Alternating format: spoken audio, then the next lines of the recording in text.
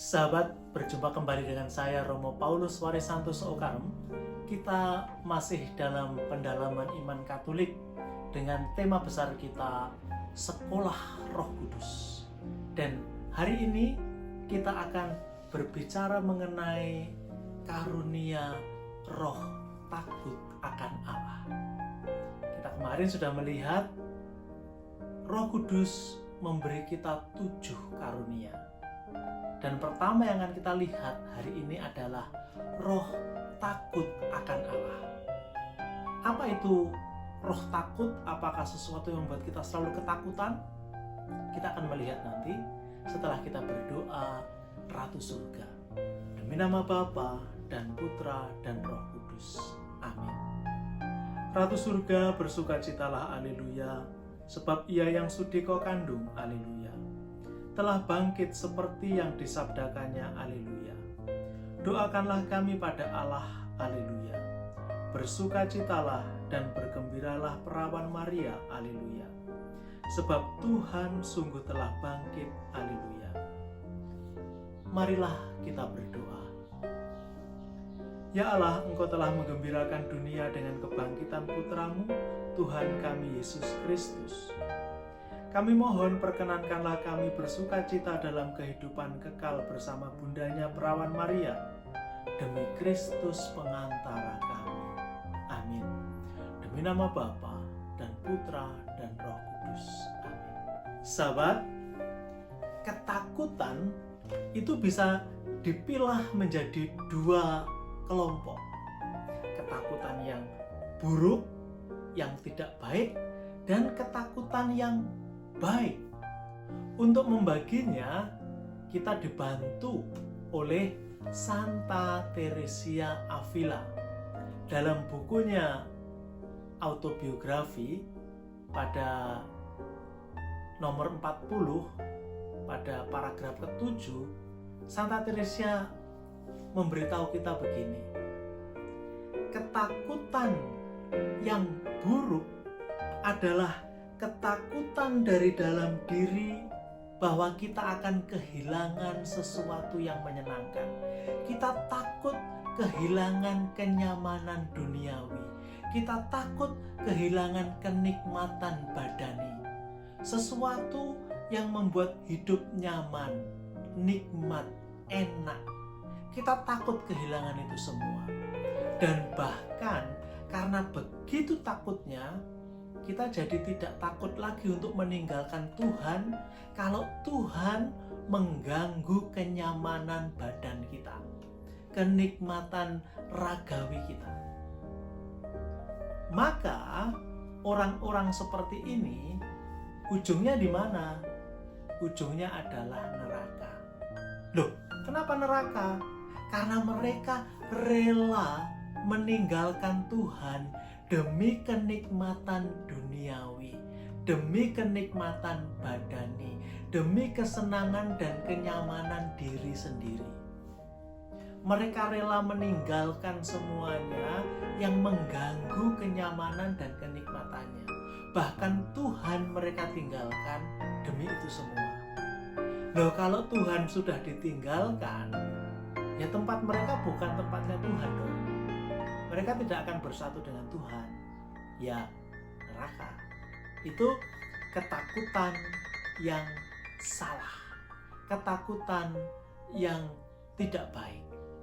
Nah, roh takut akan Allah itu adalah roh takut yang baik.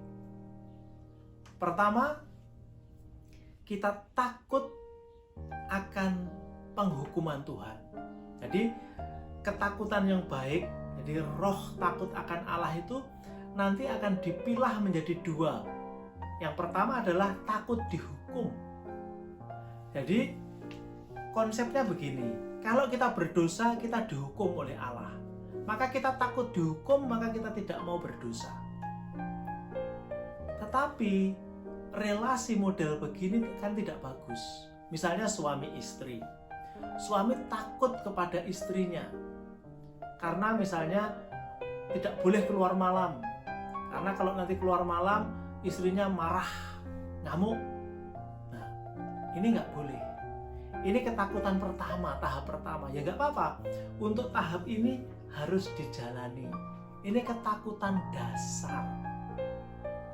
Lalu kemudian, kalau relasinya sudah terjalin, ketakutan akan dihukum ini hilang.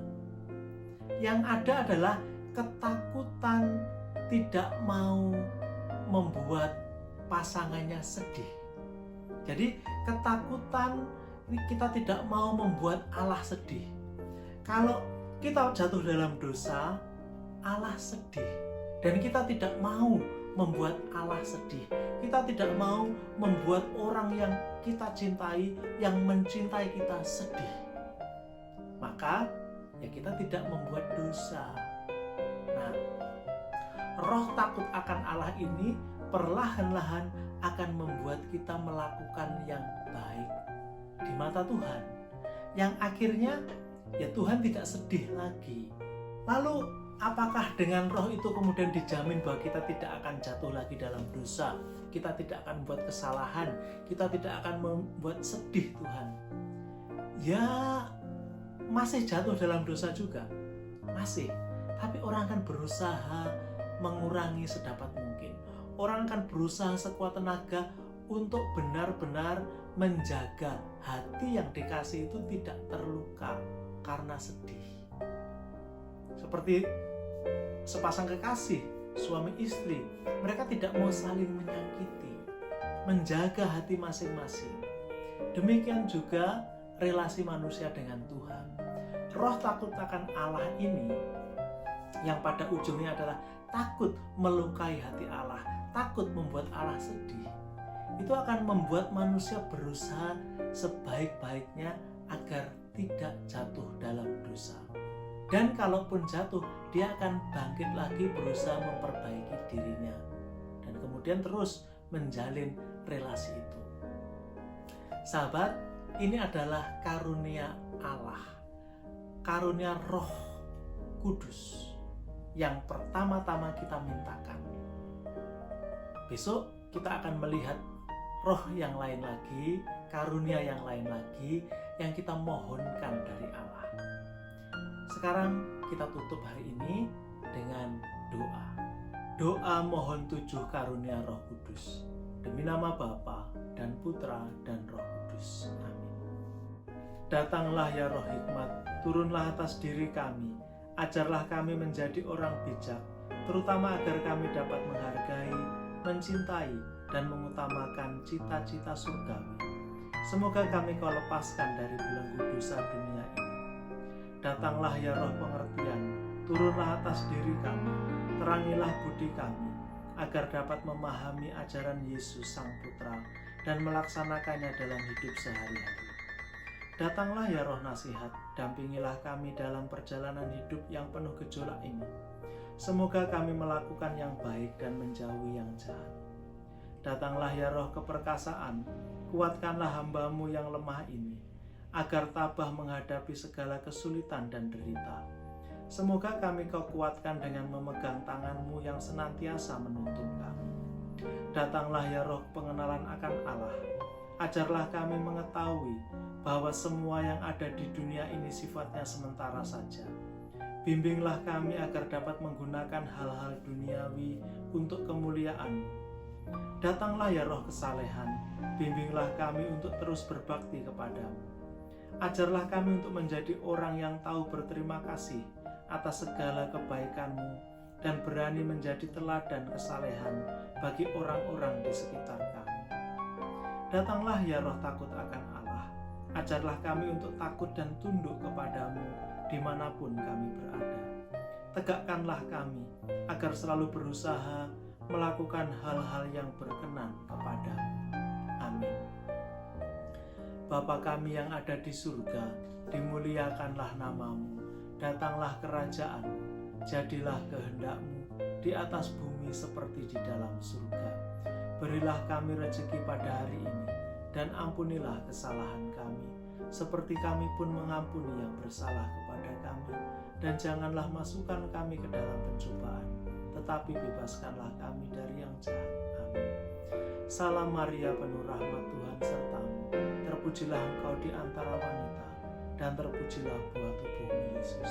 Santa Maria Bunda Allah, doakanlah kami yang berdosa ini, sekarang dan waktu kami mati. Amin. Salam Yosef, pria yang tulus mempelai murni Maria, ayah Mesias keturunan Daud, terpujilah engkau di antara pria, dan terpujilah Yesus Putra Allah yang dipercayakan kepadamu. Santo Yosef, pelindung gereja semesta, lindungilah keluarga-keluarga kami dalam damai dan rahmat ilahi, dan dampingilah kami pada waktu kami mati. Amin. Kemuliaan kepada Bapa dan Putra dan Roh Kudus, seperti pada permulaan, sekarang, selalu, dan sepanjang segala abad. Amin. Terpujilah nama Tuhan Yesus, Bunda Maria, serta Bapa Santo Yosef, sekarang dan selama-lamanya. Demi nama Bapa dan Putra dan Roh Kudus. Amin.